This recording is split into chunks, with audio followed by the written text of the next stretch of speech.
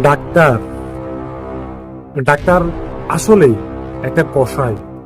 Doctor আসলেই একটা ডাকাত। আমরা সবাই কিন্তু এটা জানি। আজকে তাহলে একটা গল্প বলি। ডাক্তার কত বড় ডাকাত, কত বড় কসাই, আর কতবার বড় মিথ্যেবাদী হতে পারে।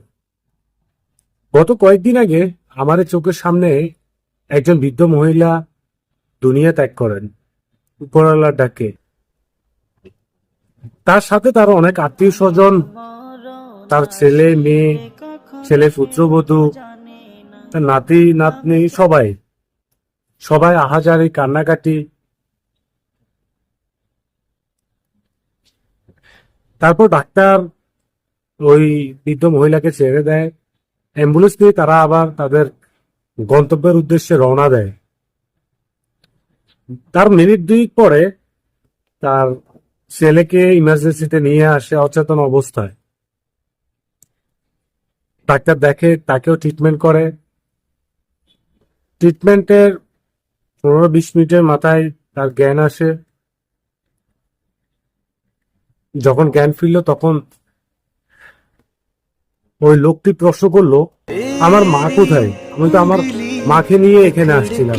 এই বেডে তো আমার মা ছিল, কিন্তু আমার মায়ের এই বেডে আমি কেন শুয়ে আছি?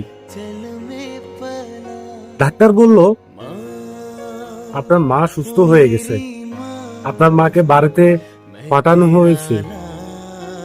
খুব হাসি মুখে ডাক্তার কথাগুলো বলছিল। আপনার মায়ের টেনশনে আপনি অজ্ঞান হয়ে গেছেন, সেজন্য আপনাকে এখানে নিয়ে আসছে, আপনাকে এই বেডে রাখা হয়েছে।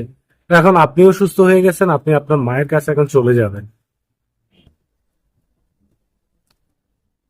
একটা কথা চিন্তা করে দেখেন, ওই ডাক্তার কত বড় কসাই, কত বড় ডাকাত, আর কত বড় মিথ্যাবাদী হলে এই কথাটা বলতে পারে যে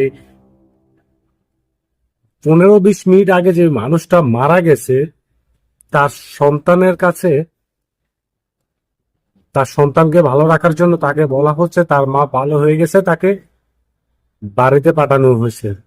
অথচ ওই ব্যক্তি এখনো জানেই না যে তার মা এই দুনিয়াতে নাই। একটা বার চিন্তা করে দেখেন, ডাক্তার কত বড় মিথ্যেবাদী হলে এত বড় একটা মিথ্যা কথা বলতে পারে। তবে আর যাই বলেন, ওই ডাক্তার যত বড় মিথ্যেবাদী হোক, আমি মন থেকে ওই ডাক্তারকে সেলুট জানাই।